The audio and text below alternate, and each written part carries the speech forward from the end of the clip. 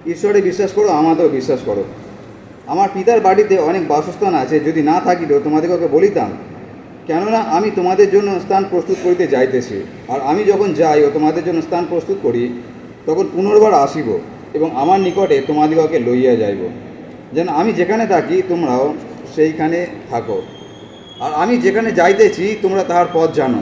থোমা তাহাকে বলিলেন, প্রভু, আপনি কোথায় যাইতেছেন তাহা আমরা জানি না, পথ কিসে জানিব? আমরা প্রার্থনা যাই। পিতা ঈশ্বর, তোমাকে ধন্যবাদ দিই তোমার বিশ্বস্ততা, তোমার অনুগ্রহের জন্য তোমাকে ধন্যবাদ দিই। যে কোনো পরিস্থিতিতে তোমার বাক্য আমাদেরকে সঞ্জীবিত উজ্জীবিত করো। আজকে যে বাক্য আমাদের জন্য রেখেছো, আশীর্বাদ করো যেন তোমার বাক্য আমরা মন দিয়ে শুনতে পারি, বুঝতে পারি এবং সেই অনুযায়ী যেন আমরা জীবনযাপন করতে পারি। প্রার্থনা প্রভু যিশুর নামে চাই, আমেন। এখানে যেটা লেখা আছে অতি পরিচিত একটা অংশ, আপনাদের যদি বাইবেল দেখে খোলা রাখবেন, সেখানে লেখা আছে প্রভু যিশু বলছেন আমাদেরকে, তোমাদের হৃদয় উদ্বিগ্ন না হোক। এখন যাদের ফ্যামিলিতে এই ঘটনাটা ঘটেছে তাদেরকে যদি এই কথা বলা হয় কেমন লাগতে পারে? আমরা হাজার বলি না কেন, হৃদয় উদ্বিগ্ন হবে, কষ্ট লাগবেই লাগবে। আর সেটা আমি উপলব্ধি করেছি যখন আমার মা মারা গেছেন। আমি এত ভাষণ দিই লোককে, কিন্তু আমার মা যখন মারা গেছেন প্রায় 2 সপ্তাহের মতো আমি কোমায় চলে গিয়েছিলাম।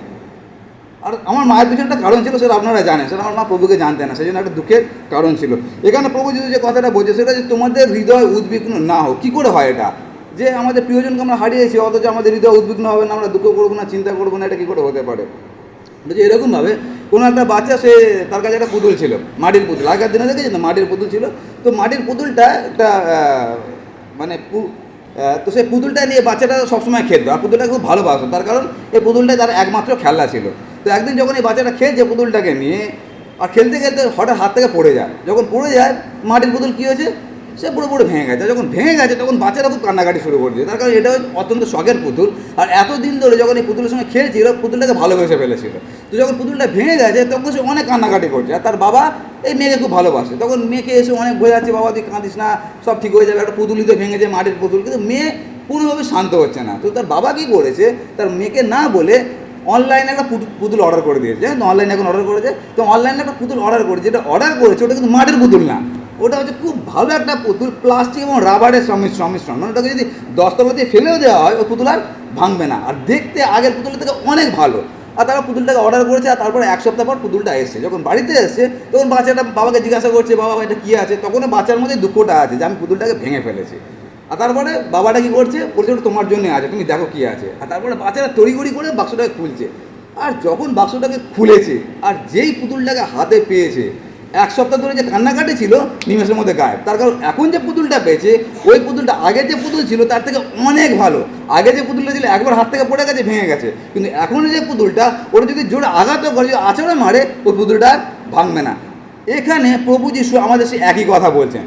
আর সেটা আজকে আমরা প্রথমেই পাঠ করেছি। সেটা হচ্ছে আমরা যেটার জন্য কাঁদছি, সেটা হচ্ছে মাটির শরীরটা নষ্ট হয়েছে, সেটাকে নিয়ে আমরা কাঁদছি। আর সেটাকে সাধু পৌল বলেছেন যে আমরা একটা তাম্বুর মধ্যে বাস করছি, তাম্বু একদিন একদিন নষ্ট হবে। প্রভু যিশু যখন বলছে তোমরা উদ্বিগ্ন হইও না, তার মানে হচ্ছে এই যে তোমাদের যে জীবনটা নিয়ে তুমি কান্নাকাটি করছো, ওই জীবনটা ছিল মাটির তৈরি জীবন। আর সেই জন্য আমি কবরস্থানে বলেছিলাম, আপনাদের মনে আছে, যে মাটির ধুলি দিয়ে ঈশ্বর তৈরি করলেন, আর নাকের মধ্যে প্রাণবায়ু প্রবেশ করে ওটা সজীব হলো। এইটা হচ্ছে মাটির তৈরি, ওটা ভাঙবেই ভাঙবে একদিন না একদিন, হাত থেকে পড়ে ভাঙবে বা কোনো না কোনোভাবে ভাঙবে, করোনাতে ভাঙবে, ক্যান্সারে ভাঙবে, কিন্তু ভাঙবে 100% গ্যারেন্টি। কেন কি, পাপের ভেতর মৃত্যু, এবং মৃত্যুর পরে যা কিছু আছে সেটা আমরা জানি। কিন্তু তার পরে যেটা আছে সেটা প্রভু যিশু এখানে বোঝেন। আর সেই জন্য প্রভু যিশু যে কথাটা অত্যন্ত গুরুত্বপূর্ণ, যে তোমাদের হৃদয় উদ্বিগ্ন না হোক। আমরা যার জন্য উদ্বিগ্ন হচ্ছি ওটা হচ্ছে মাটির পুতুল যেটা ভেঙে গেছে। এর পরে যে জীবনটা আছে, ওই জীবনটা যেটা আছে 1000 বার থেকে আছাড় মারলেও ভাঙবে না, তার কারণ সেটা হচ্ছে অনন্তকালীন জীবন আছে। আর সেই জন্য প্রভু যিশু এখানে বলছেন তোমাদের হৃদয় উদ্বিগ্ন না হোক। আর তারপরে বলা হচ্ছে ঈশ্বরে বিশ্বাস করো এবং আমাদের বিশ্বাস করো। তারপরের কথাটা লেখা আছে, দেখুন, আমার পিতার বাড়িতে অনেক বাসস্থান আছে। এই কথাটা মানেটা কি, মানে প্রভু যিশু যখন বলছে তোমরা চিন্তা করো না, তোমরা দুঃখ করো না, এটা এরকম না আমাদের যেখানে থাকি ওই রাস্তায় অনেক জল জমে, কেন আমাদের ওখানে ড্রেনেজের গণ্ডগোল আছে, ড্রেনেজ ব্যবস্থা ঠিক নেই এবং রাস্তাটা খুব নিচু আছে। তো যখনই আমাদের ওখানে ভোট হয়, আর সব নেতারা এসে আমাদের কাছে হাত জোর করে বলে আপনারা আমাদেরকে ভোট দিন, রাস্তা ঠিক করে দেবো। ছোটোবেলা থেকে বড় হয়ে গেলাম, তাকে চুল উঠে গেল, রাস্তা এখনই একই রকম হয়েছে। মানে তারা প্রতিজ্ঞা করে গেছে অনেক কিছু, কিন্তু প্রতিজ্ঞা একই রকম রয়ে গেছে। যিশু এখানে যেটা বলছেন সেটা হচ্ছে আমি তোমাকে যে কথাটা বলছি হাওয়াতে কথা বলছি না, তোমাকে যখন বলছি তোমার হৃদয় উদ্বিগ্ন না হোক, তার পিছনে কারণটাও তিনি দিচ্ছেন যে কেন তোমার হৃদয় উদ্বিগ্ন না হোক। কারণটা কি, তিনি বলছেন তুমি যার জন্য কাঁদছো সেটা কি মাটির পুতুলটা ভেঙে গেছে, যেটা হচ্ছে তাম্বুটা ভেঙে গেছে, সেটার জন্য তুমি কান্নাকাটি করছো।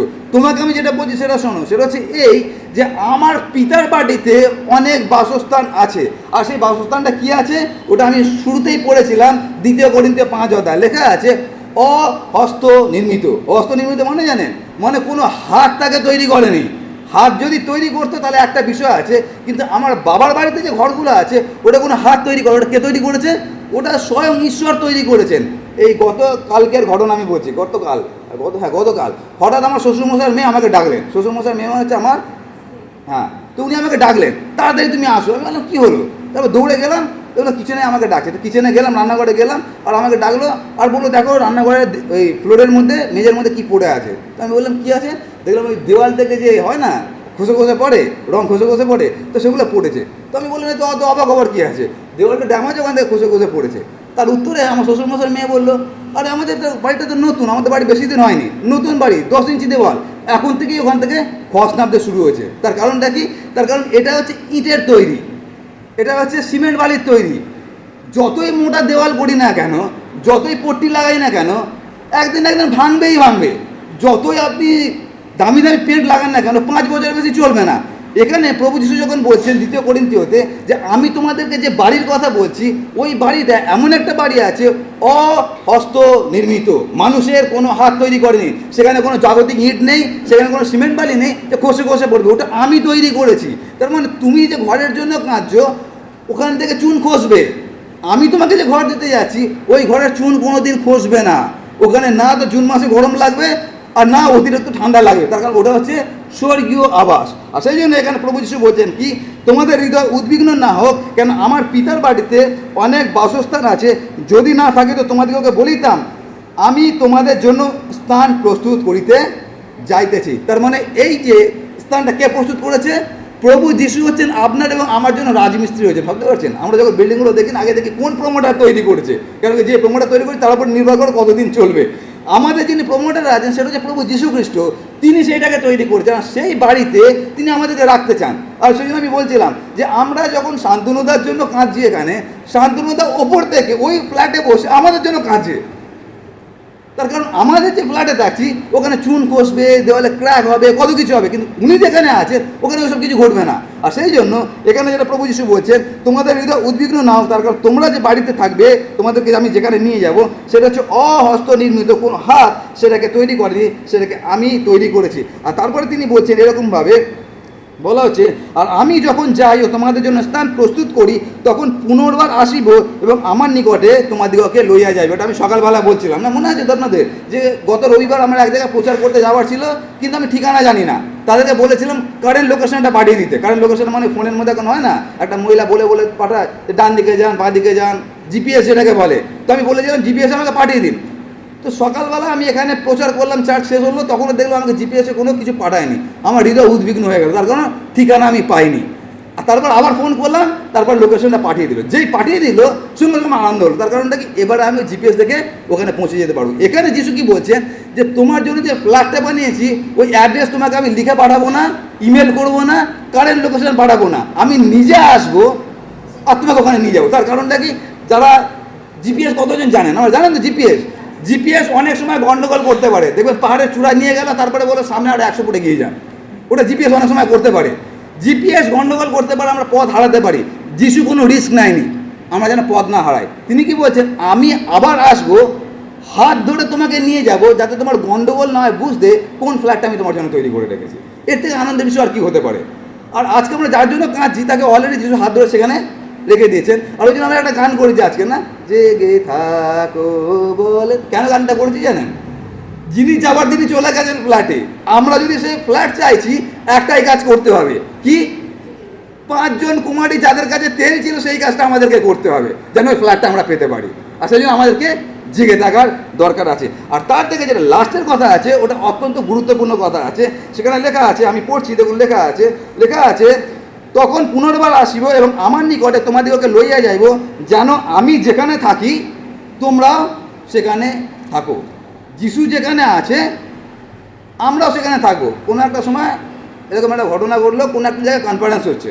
কনফারেন্স আপনারা জানেন তো, 1 সপ্তাহ ধরে, যেমন রিট্রিট আমরা করি না, রিট্রিট হচ্ছে, তো কোনো একটা কনফারেন্স হচ্ছে, সেখানে 7 দিনের কনফারেন্স হবে। তো কলকাতা থেকে শিলিগুড়িতে গাড়ি যাচ্ছে, আর সেই গাড়িতে অনেকে আছে।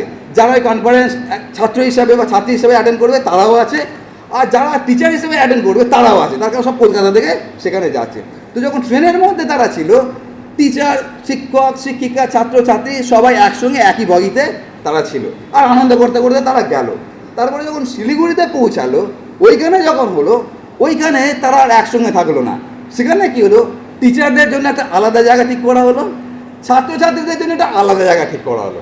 টিচারদের জন্য যে রুমগুলো ঠিক করা হলো সেখানে এসি লাগানো আছে, আর ছাত্রছাত্রীদের জন্য যেগুলো ঠিক করা হলো ওগুলোতে এসি লাগানো নেই। আর এটা দেখবেন খুব প্র্যাকটিক্যাল চিত্র আমাদের ক্ষেত্রে, আপনি যেখানেই যাবেন দেখবেন এরকম ঘটনা। যেখানে শিক্ষক শিক্ষিকারা আছে ওখানে ফেসিলিটি আলাদা আছে, যেখানে ছাত্রছাত্রীরা আছে ওখানে ফেসিলিটি আলাদা আছে। এখানে যিনি এই কথাটা বলছেন, স্বর্গ এবং পৃথিবীর প্রভু, প্রভু যিশু বলছেন ওরকম না যে আমি আলাদা বাংলোতে থাকবো আর তোমাদেরকে টালির বাড়িতে রাখবো। বলা হচ্ছে আমি যেখানে থাকি তোমরাও সেখানে থাকো। এর থেকে বড় আশীর্বাদ আপনাদেরকে জগৎ দিতে পারে? এটা শুধুমাত্র একজনই পারে, তার নাম হচ্ছে যীশু খ্রিস্ট। আর সেই জন্য লাস্টের আশীর্বাদটা আমাদের জন্য অত্যন্ত গুরুত্বপূর্ণ বোঝার জন্য, যে যার জন্য আমরা কান্নাকাটি করছি তিনি আজকে কোথায় আছেন? পৃথিবীর সব থেকে বড় শিক্ষক তার কাছে আছেন, প্রভু যীশু খ্রিস্টের কাছে। আর আমরাও যদি সেখানে যেতে চাই, আমাদের যে কাজটা করার আছে সেটা হচ্ছে এটাই, জেগে থাকো বলেন প্রভু। আমরা যেন জেগে থাকি এবং পাঁচজন যে সুবুদ্ধি আছে ওই পাঁচজন সুবুদ্ধির মতো যেন হতে পারি, যেন খ্রিস্টের পথে থাকি। তার কারণ আমি বলেছি আমরা মরবো, এটা 100% গ্যারেন্টি, কেউ বাঁচাতে পারবে না, মরবই মরবো। মৃত্যুর পরে কি হবে? দুটো রাস্তা আছে, এক অহস্ত নির্মিত ফ্ল্যাটে আমি থাকতে পারি, বা দ্বিতীয়টা কি আছে সেটা হচ্ছে অনন্ত নরকে আমি চলতে পারি। সিদ্ধান্ত আপনার এবং আমার। আজকে আমাদেরকে ফ্ল্যাট বুক করতে হবে। আপনারা জানেন তো, যখন ফ্ল্যাট তৈরি হয়, তৈরি হওয়ার আগেই দেবেন একটা ছবি লাগিয়ে দেয় আর তারপর নাম্বার দিয়ে দেয়। আগের থেকে বুক করতে হয়, ফ্ল্যাট তৈরি হবে এখনো 5 বছর লাগবে। আমাদের একই ঘটনা, আমরা কবে ওখানে পৌঁছাবো আমরা কেউ জানি না, কিন্তু যতক্ষণ পৃথিবীতে আছি ফ্ল্যাটটাকে আমাদেরকে বুক করে রাখতে হবে। আর বুক করে রাখার একটাই মাধ্যম আছে, সেটা কি?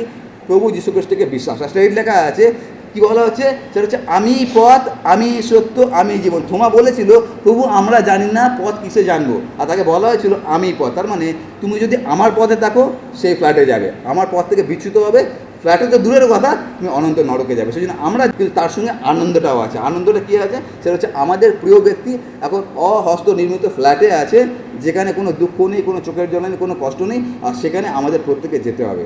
শুধু সময়টা, ব্যবধানটা আমরা কেউ জানি না। সেই জন্য যিশু বলেছেন আমরা আমাদের ক্ষমতার বলে আমাদের বয়সকে 1 হস্ত মাত্র বৃদ্ধি করতে পারি না, ওটা সম্পূর্ণরূপে ঈশ্বরের হাতে থাকে। 1 সেকেন্ডও আমরা আমার নিজের ইচ্ছায় আমার বয়সকে বাড়াতে পারি না। ঈশ্বর যার জন্য যতটা বয়স নির্ধারণ করে রেখেছেন, এটাকে যদি অন্যভাবে বলি, আপনাদের প্রত্যেকের বুকিং ডেট যেদিনকে ঠিক করে রেখেছেন, ফ্লাইট বুকিং, সেই দিনকেই আমাকে ওখানে যেতে হবে। এখানে দুঃখ লাগছে কিন্তু ওখানে গেলে আনন্দ। তার কারণটা কি? নতুন ফ্ল্যাটে আমি ঢুকলাম। আর সেই জন্য আমরা দুঃখের মধ্যে আনন্দ করতে পারি, আর এটাই হচ্ছে প্রভু যিশুতে থাকার আনন্দ। সকল কিছুর মধ্যেও আমরা আনন্দ করতে পারি। তার কারণ মৃত্যুটা আমাদের কাছে শেষ কথা না, মৃত্যুটা হচ্ছে আরেকটা অধ্যায় শুরু হলো, যে অধ্যায়টা অনন্তকালের অধ্যায়, যেখানে কোনো দুঃখ নেই, কোনো কষ্ট নেই, কোনো চোখের জল নেই। আসলে আমরা প্রার্থনায় যাই।